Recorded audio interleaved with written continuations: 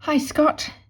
I'm going to try to keep myself to quite a short video for each little set of faces because otherwise I tend to ramble on and I think that gets quite hard to follow. I can see from what you have said that you feel like you're not quite getting this, although you do understand the principles. You definitely understand the principles. And all we need to do here is get you to be a little bit more extreme in the execution of them.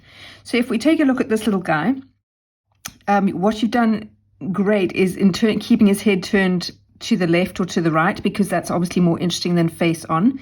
But what I usually say to people is we need to swing the pendulum. So if you think about a pendulum, if it's just moving very gently in the middle of its trajectory like this, there's not a lot of difference. But if it's swinging widely, the difference between this end and that end is far, okay? So what I mean by swinging the pendulum with this little guy, if we start, I'm starting with his round head because he's got a perfect globe for a head, and we're deciding, okay, we want him to be looking down, okay? So if we've got his head turned to the side like this perfectly, if we want him to look down, we need to swing the pendulum, we need to make this a very definite downward bend, okay? And then remember, it's about following the nose. So his little nose has to point downwards, around about the intersection of where his head is turned to and the down curve of the where the eye line is. His ear is going to be somewhere on this line. His little mouth is going to be round about here, also on the line of the head where it is turned, the midpoint of the head. And his eyes are going to be each side of this line, like this. So here, this is where his eyeglasses will be. And his eyeballs could be looking up or they could be looking down. So let's keep them down as you have put them. So that gives us that sense that he is definitely looking down like that. And we can make his glasses go like this so that they go towards his ears. So there are his eyeglasses, there's his nose, his mouth, and then his hair. So I'm looking at this and thinking, okay, it's got a side parting, so it's going to come across the midpoint of the face like this, like that, and probably go like this, I think, round his head. I'm not entirely sure how you're doing his hair. And then it'll probably come down sort of behind his head like that. So this is going to go over like this. Parting is probably going to be somewhere here like this. The hair on this side will come around here. There's the ear.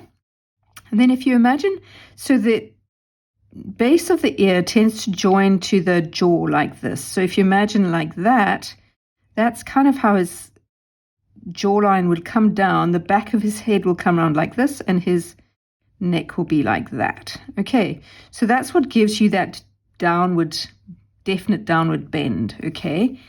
And similarly, if we wanted to go up, so you can see here you've got this upward curve, but it's very minimal. So if we want to swing the pendulum, we want to get an upward curve which is much more steeply curved upwards. So once again, if we take our globe kind of head and we say this is the center point of the face, set over to our left, now we want to get him looking up. So we have to get the curve to be quite distinct, okay? Again, the little nose has to point upwards, remember, because it's a matter of follow the nose. And then we've got his eyes like this. If he's looking up, glass is going to be like that. Ear is going to be here. Then we've got his glasses going here.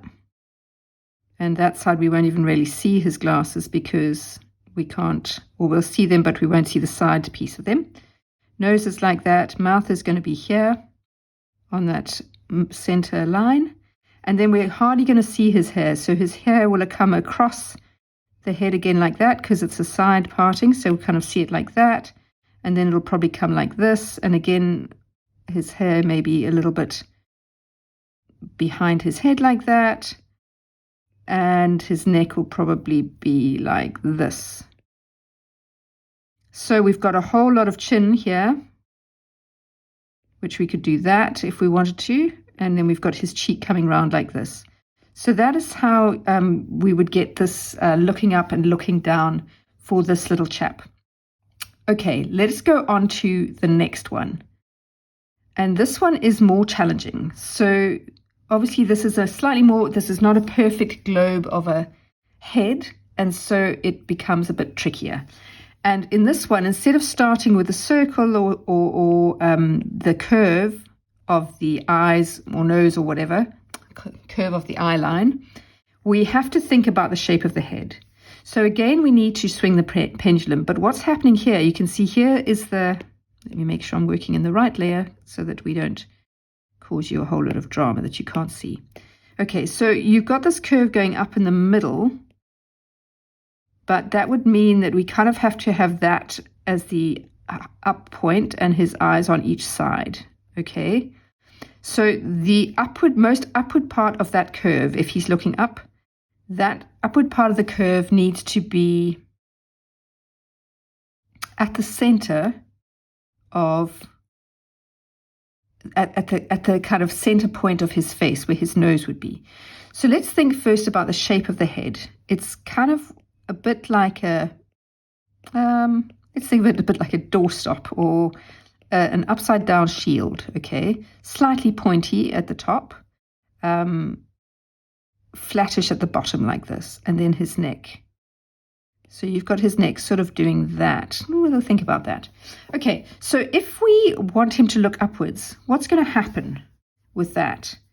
What's going to happen is that the angle of the bottom is going to have to shift. So it's going to be like this.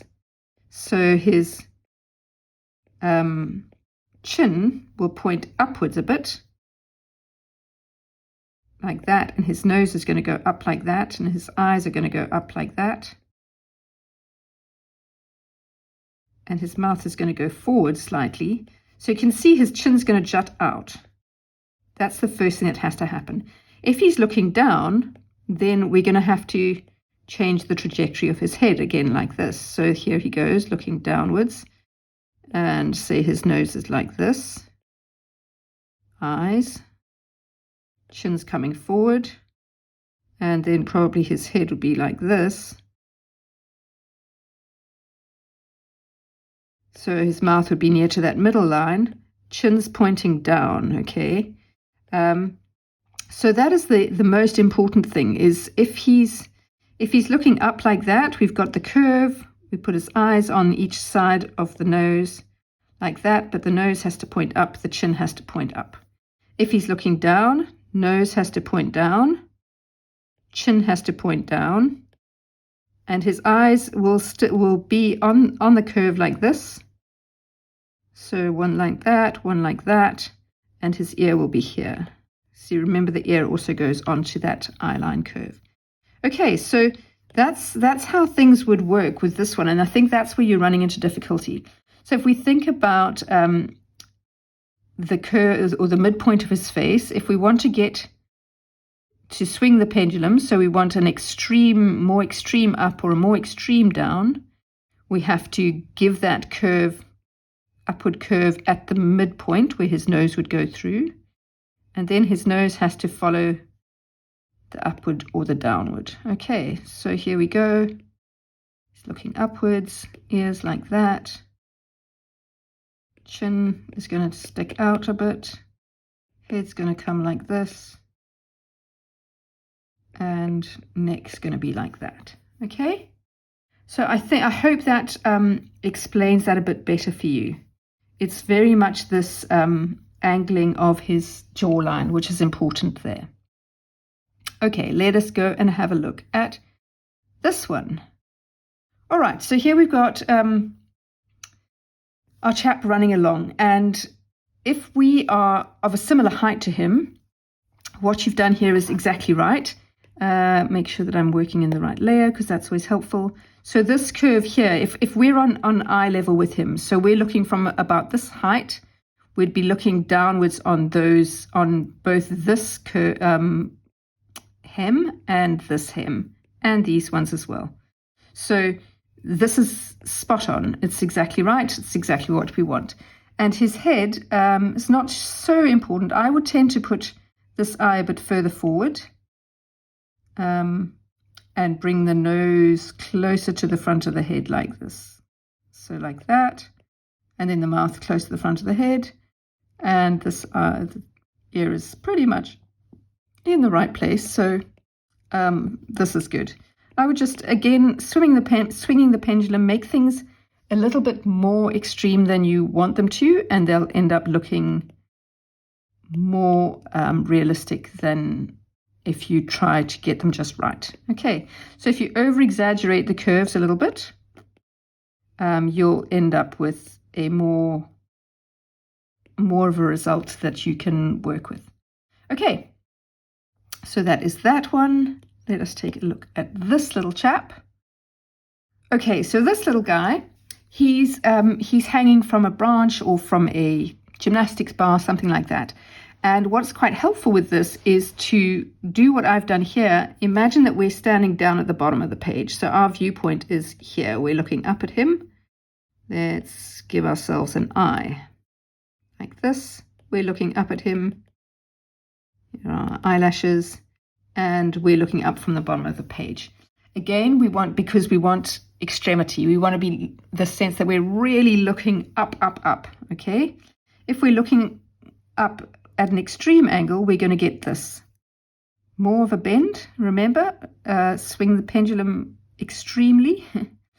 And you can see his little legs sticking out. So it's almost like he will be stretching up like this. This will go around like that. This will go around like this. Actually, what will happen is we'll tend to see his arm going through here because gravity will pull down the sleeve like that. So we'll see his arm sticking out and the gravity will kind of drag the sleeve downwards towards us. But from this point of view, we're going to look up underneath his t-shirt a little bit and we'll see his pants going in there. And we'll see his feet and ankles kind of sticking out of here a little bit. So we might see that.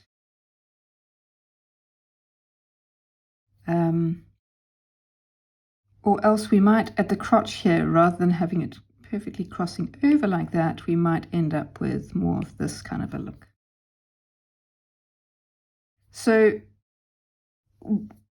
if you make it more extreme like this, it just makes it easier to see in a way. Let me go and erase some of the wild lines that I have here. Okay, so here, if we're way, way below him, we also want to swing the pendulum up here more, so we're going to give him more of a bend. Let's match that bend to that bend and put his eyes higher up on the bend with his glasses like this and his ears down a bit like that. His nose is going to be, well, his nose, we're probably going to be looking up his nostrils really, so we could probably almost just do that and take his mouth a little bit higher up. We're going to end up with seeing more of his face below the nose and mouth.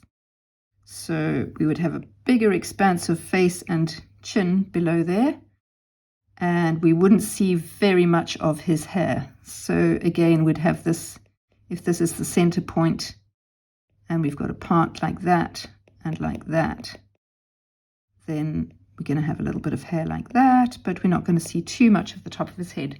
So getting this bend to almost match this bend is a good idea. It just gives you consistency there.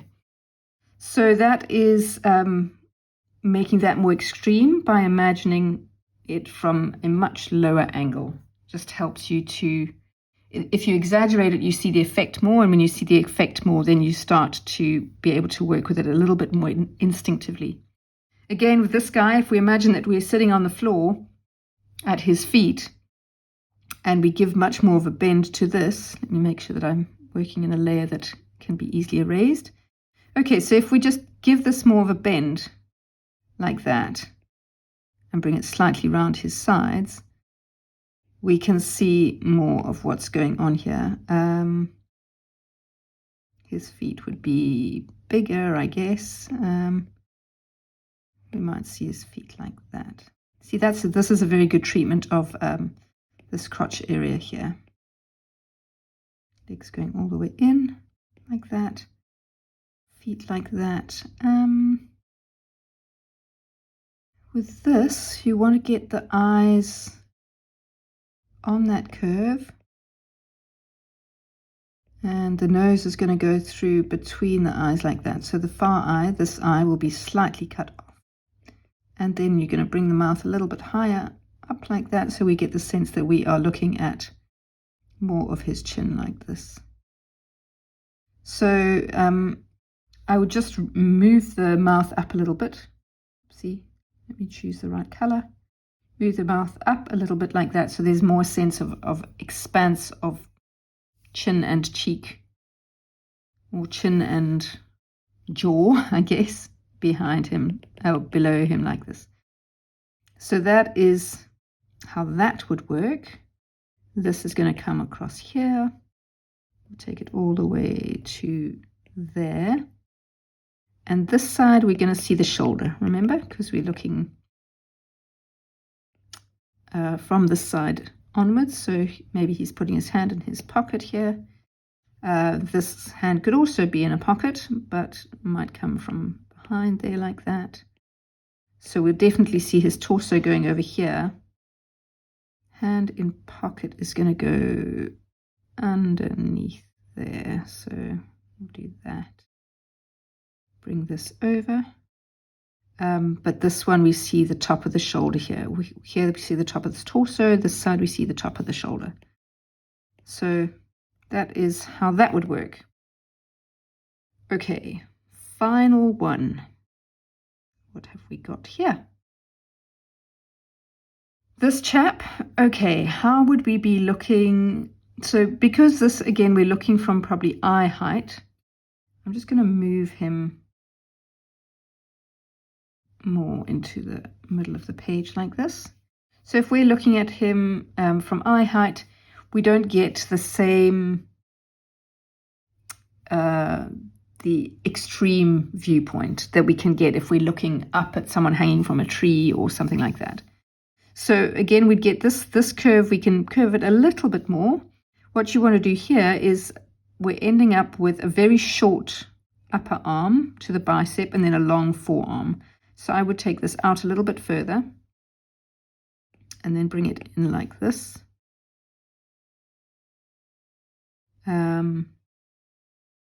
This arm probably come down and then like this.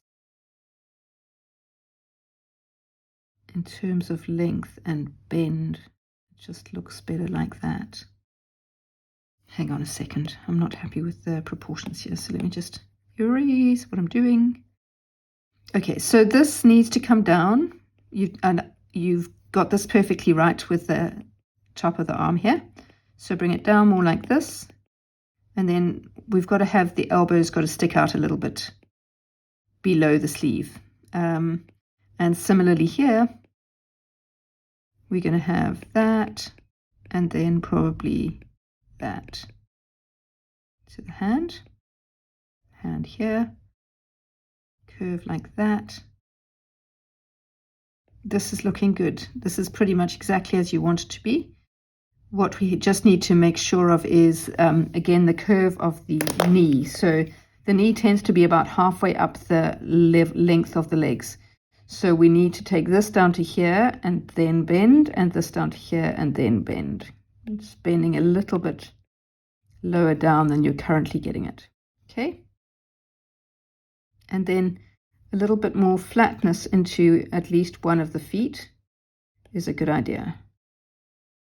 So just working super roughly like this. I've just moved his knees downwards a little bit lower than you had them, and I've given him a longer, so I've made the sleeve probably 1/2 to 2/3 the length of the upper arm, and then the lower arm also a bit longer. Okay, shoulder here is perfect, torso across here is perfect. The lessons that I gave you about the face, actually this is pretty good with the face. So I think face is looking good here. The only thing that I would do is probably just have the back of the head a little bit less sticking out here. I would take that off, given that his face is turned this way. It would just be a little bit more like this. probably. And then remember that his chin has to stick out a little bit if he's looking upwards. I'm not sure whether he's looking upwards or not here. Okay, so I would say I would totally encourage you that you are doing better than you think. And you're definitely on the right track. You just experiment with the lessons that I showed you at the very beginning. Obviously, faces are the trickiest thing, much trickier than bodies. But if you go back to this and just go with the extremity of swinging the pendulum to slightly larger extreme, I think you will find that you are onto it.